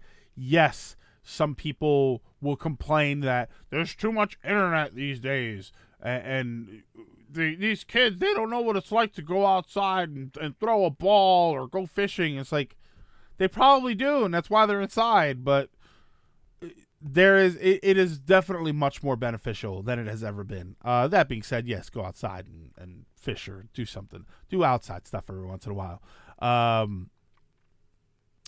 Yeah, it's been a while. I do, that actually touches on a little bit of a gripe that I always have with people, especially people that come into my station. They're always the older people. They are the people who, when they need certain information that I don't have, I tell them to go online, and they say, I don't use the internet. I don't even have a computer. And it's okay. The internet just turned 30 years old. You don't have an excuse anymore to not use it. I'm sorry, you don't. And for anybody that tells me, because I've had this discussion several times, and people say, well, they're older. I say, yeah, but they weren't older 30 years ago. They weren't older. And I don't even say 30. I usually say about 25, because in 1989, I didn't know of the internet. I didn't know anybody that was using the internet. I didn't know anybody that could afford a computer. But by 2000, 20 years ago, 19 years ago, God, most people that I knew had a computer in some way or another. if you're a 70-year-old person right now, you were 50 years old 20 years ago. There's no reason that you shouldn't have been learning how to use a computer then.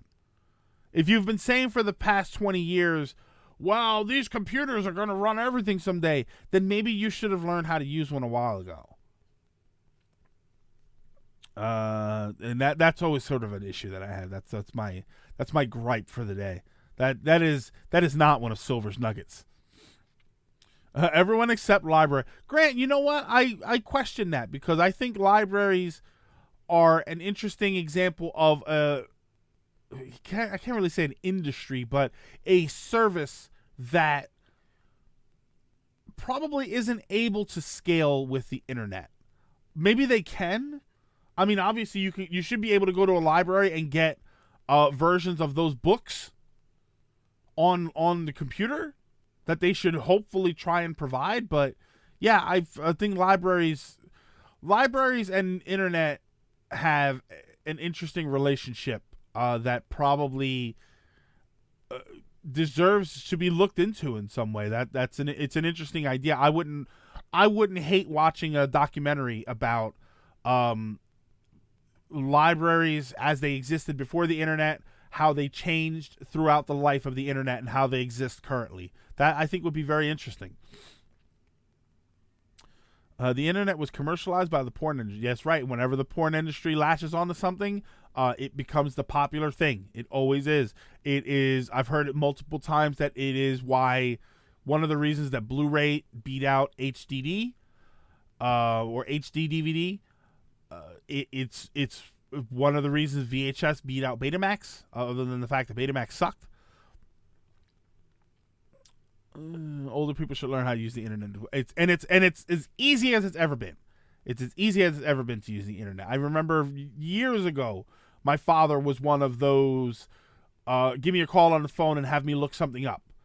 And he's always been that way. Some years ago, he got a tablet. And he had, how do I search for things? And I was like, okay, you see this little button with the G? Just hit that. It comes up, and it comes up to the Google screen with the search bar. And I said, what do you want to search? He's like, fishing.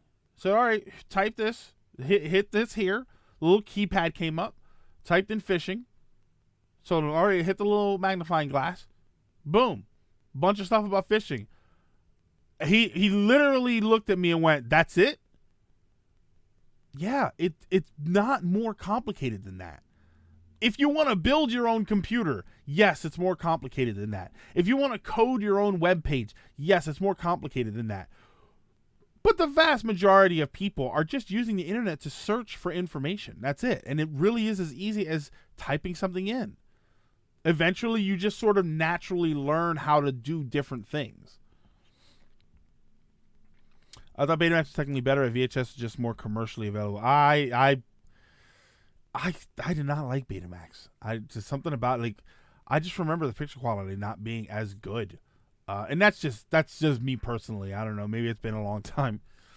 Lilac, how much you miss? Lilac, unfortunately, you missed almost all of it. We've only got one topic left, and that is a sweet transition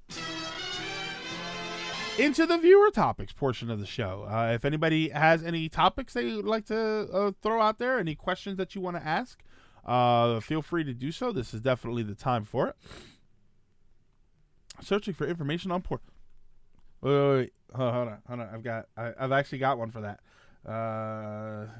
There you go. Someone look. See this guy right here. See this guy right here. This is an older gentleman who found out there's porn on the internet. Look at him. Look at him go. He's amazing. What is Grant? What's that YouTube video? I don't want to click it because I don't want sounds to start playing while the show is on. Let's talk about the leaked Harry Potter game. Wizards. It was like Harry Potter. I saw that it was supposedly leaked. It's like an open world Harry Potter game, isn't it?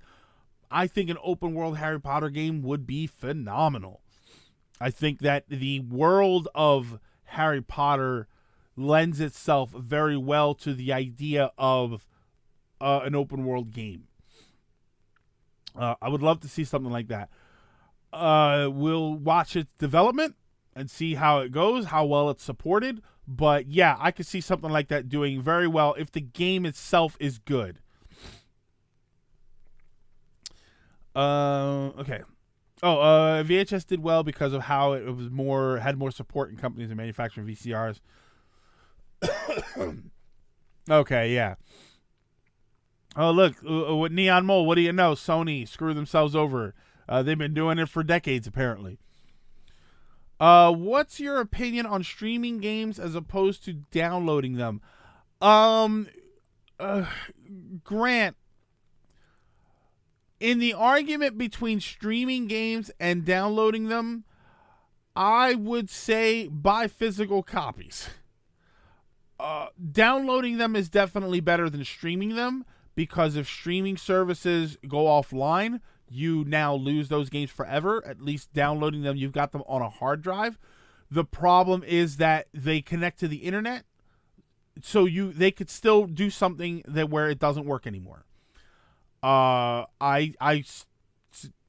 the end of time, for my time anyway, I will argue that physical copies are still the best. But yeah, I would rather download a full game and have it on a hard drive that belongs to me, that I can play offline and not have them send a patch and say, oh, well, now you can't play it anymore, or do something dickish with it. Or if you don't have good internet, so streaming, yeah. Okay. How do you escape the dungeon without using the wizard's key and the itchy and scratchy CD-ROM? I don't have the CD-ROM. I use a 5.5 inch floppy, 6 inch floppy. I only have the floppy version. I never got the CD-ROM game, so I'm unable to help you. I agree. Let's discuss Betamax. I don't know enough about Betamax. Now when Alphamax shows up, you give me a call. What is my favorite beverage? Lizard, which alcohol? I don't know. I hate to say that it's I think soda. See, there's a couple. Wawa makes chocolate milk that is amazing. I do love a nice, in the cold weather, I love hot cocoa. I love me some hot cocoa with mini marshmallows, not the big marshmallows, and not the marshmallows that come in the hot cocoa powder because they deteriorate or disintegrate, and they don't even count as marshmallows. In the summer, Arnold Palmer, which is iced tea and lemonade mixed, half and half. Damn, I love a good Arnold Palmer. Arizona iced tea, they make an Arnold Palmer, but the lemonade is strawberry lemonade.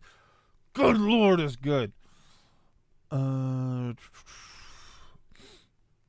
much prefer physical. The touch of something, the touch, the smell, everything. Yeah, I get digital. I get digital if there's no physical, and I really, really want the game. Even then, I'll get digital if there's no physical, if I really, really, really want the game. Because there are games that I wouldn't mind playing, but I haven't gotten because there's no physical copies. It's open world, character creation, relationship building with fellow classmates, and the ability to create your own spells. It also seems to be taking more mature take on the series. Whether that's the later half of the movie series was definitely more mature. Crystal Pepsi is your favorite beverage. Ooh, vodka. Lizard, I actually am not a huge fan of vodka unless it's Grey Goose vodka. I like the flavor of Grey Goose. Everything else is a little too alcohol-y for me. What cons do you plan to go to this year?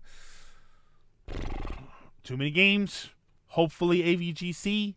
I wouldn't mind going to Philadelphia Wizard World, but I always want to, and then I never, for the last batch of years, I haven't been able to. That's it. What was your cringy? Oh wait, Wawa makes their own chocolate milk. Yeah, they've got like farms and everything. It's amazing, and they use 2% milk. Oh, it's so good. What was your cringiest memory on the internet? I don't know that I have any cringy memories on the internet that I can discuss here and not violate terms of service.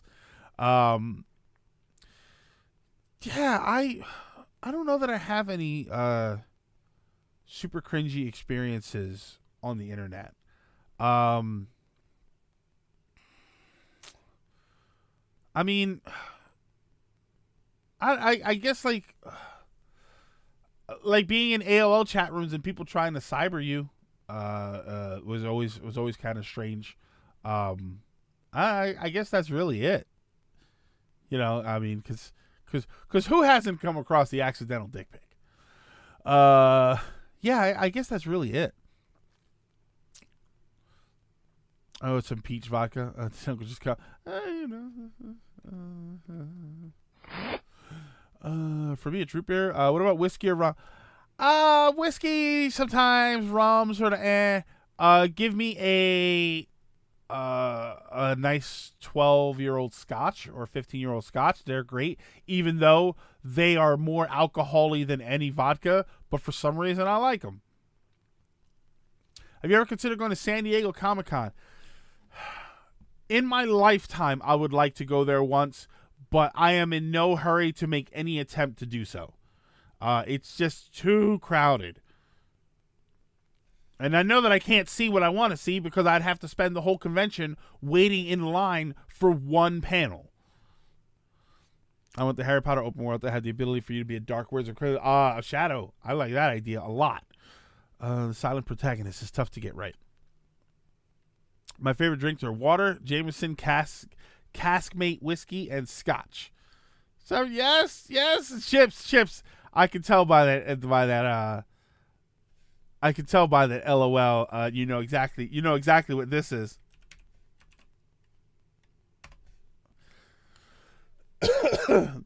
Cyber than catfish. Yeah, so much money in travel, booking, buy. Yeah, it's a whole big production. That's why I say I would love to do it once in my lifetime, but I'm in no hurry to actually try. What is the scariest game I played? I think the most scared I've ever been was Silent Hill 2. I was playing it at midnight. You know what I mean? I lived by myself. I was in my room. My surround sound was going. I was so scared. Nothing was even happening. I was walking in the halls of the game. My anxiety was so high, I had to turn the game off. Because I knew if something jumped out, I was going to pee my pants. That is the most scared I've ever been in a video game. And it was because I had set the atmosphere around me. That's the problem. Because I was able to play the game the next day just fine. Because it was daytime. And, the window was open. And the curtain was open. And the room was bright. And I didn't have the volume as high. Like, I was able to play it. But I had set the mood around me. And my body was just like, oh no. Share a bottle of scotch maybe while playing D&D. Oh God. I think I need to play D&D first sober, just so that I don't become the obnoxious guy that is making a bunch of jokes and doesn't know how to play the game. What is my dream video game? Lizard, to own, or like what would I love to see in a video game? So earlier this week played Darkwing Duck for the NES. It's way harder than I thought it would be. Are all games on the NES that difficult? Not all, but some. There are a lot of games that are on the NES and the older consoles. Really, the Master System had its batch of them. The TurboGrafx had some of them.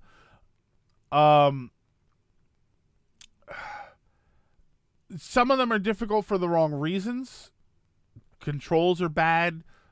Game flickers, it glitches, but there are a vast majority of them that are legitimately, they call it Nintendo hard. There are a large number of NES games that are they're just that difficult. They're not unfair. They're just that difficult. Did you hear the Moon theme in the new? Yes, I did. Bruce, I heard that. I didn't catch it at first because. So here's the thing with that DuckTales thing with the Moon theme that was used in the episode. The clip I kept seeing is the clip of her singing, which, by the way, brought a tear to my eye. It's her singing, and someone had to tell me that it was the Moon theme. Earlier in the episode, they play a version that is more closely like the actual NES song. I would have recognized it immediately from that. I didn't recognize it from her singing.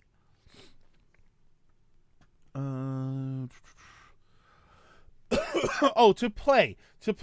What was it? Ideal video game? A dream video game.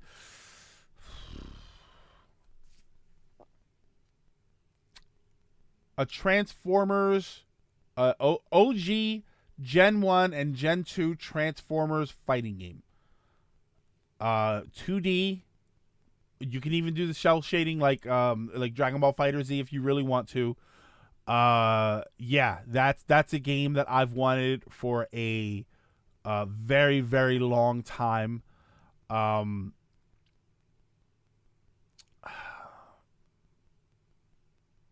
Another dream video game would probably be this one would never happen.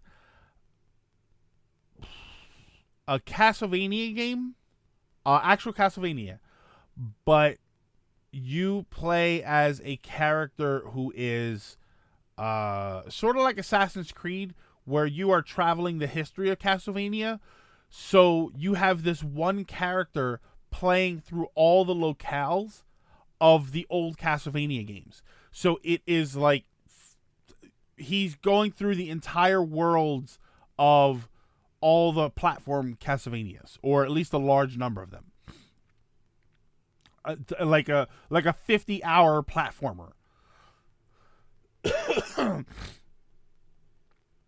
No, I think Darkwing Duck was a legitimately hard, hard, tough but fair. I think Darkwing Duck was a tough but fair game. Castlevania Generations, Breath of the Wild for Castlevania. Did you hear the yeah. Have you ever had a game that would always crash at a specific point? I had a copy of Rayman Arena on the GameCube that would never let me play as the Tenzies. Yes. Valkyrie Profile. Valkyrie Profile, there was a certain spot in the game where if you had a certain thing equipped, the game would always crash. It is actually a documented thing. They fixed it in the PSP version of the game. That's a game that I love, by the way, Valkyrie Profile. They fixed it in the PSP version of the game. But that game... Oh, and Castlevania... There was one version of Castlevania somewhere, Symphony of the Night, where the game would glitch if you... It was something like if you went into the Succubus stage, but you had certain things equipped. I don't know. It's got to be cataloged somewhere.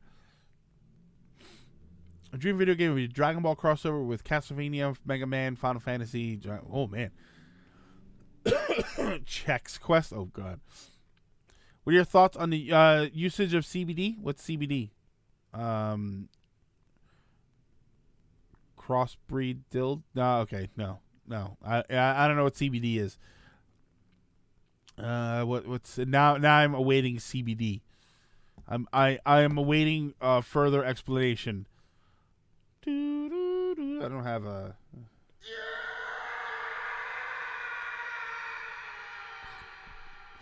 the gummies that you sent a picture of. Hold on. I see. You sent a picture in the follower form? Oh yeah. Hold on, I'm not seeing this. I am not seeing a picture of CBD. Yeah, I don't know. Pin messages. Oh god, no. You DM me on wait. All right, I'll have to look that up later. I'm not seeing a private message on Discord. You're at a game franchise that everyone always talks and raves about. You talk about and but that talk about it and hype so much. Resident Evil, for a long time, Resident Evil was one that I didn't see the appeal, and people kept talking about it, and it kept making me not want to play it. Yeah, Resident Evil was like that for me. You DM'd me like on Monday. Oh God, okay, that's gonna be why I didn't see it. All right, so I will do a search. I'll go back and take a look. That would sound should have been wow. All right, that is gonna do it. That's actually gonna do it for this week. I think we'll wrap up with that. Lizard, I will look back at the messages and see if I see. Oh wait, you're sending it now. You know what's gonna happen. I'm gonna see it and I'm gonna remember it exactly. This I never had that stuff. I never had that. That was the thing. You did send me that. Yeah, I never had that. Doom for kids. Is there a Doom for kids? Oh my God.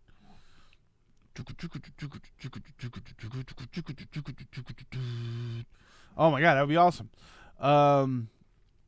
Sundere gum. I feel like I'm gonna look. I feel like I'm gonna look that one. Let's see what Sundere gum is, and then.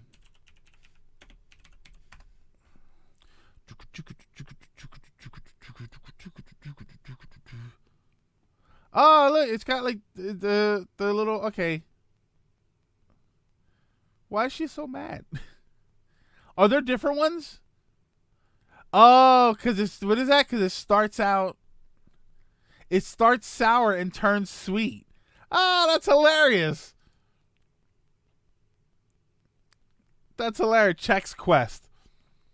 Yeah, that's hilarious. It's a gum that starts sour and changes over to sweet. Because it's Sundere. I want, what is it? I always forget what it's called. Ohagayo? Yeah, give me Ohagayo gum. That's so super spicy, you end up making the face. Yeah, that's hilarious. All right. So we are going to wrap it up for today. Thank you everybody so much for hanging out, for stopping in and for talking about yeah, right? Oh hey, isn't that right? Ogeha. No? Is it Ogeha? I don't know. You know the face. Someone's got a gift for the face. But yeah, thank you so much for everybody stopping in, hanging out, talking about some of this stuff that we actually had topics this week. Oh my God. We always are struggling for topics, and this week was kind of chock full of them. Like I said, we actually kind of cut a few topics out. Agent Fox, that's it. I very much appreciate it. If you are watching right now and you are newer here, or you just or you haven't yet, check the links down below and be sure to follow me on Twitter and on YouTube. If you are watching this on YouTube, also check the links down below and be sure to follow me on Twitter and Twitch. We do the show once a week, hopefully, Fridays 3 p.m. to 5 p.m. So if you have not had a chance to stop in live, please do so at some point and be part of the conversation. And it's, as much as I hate to say it, if you like what you see and hear, feel free to click the follow and, do all of that stuff, because, you kind of have to. Thank you, everybody. Let me get my buttons ready this time so I can actually finish it proper. Have an amazing weekend. Play some fantastic games. Be good to yourselves. Drink plenty of water. And I will see you all Monday.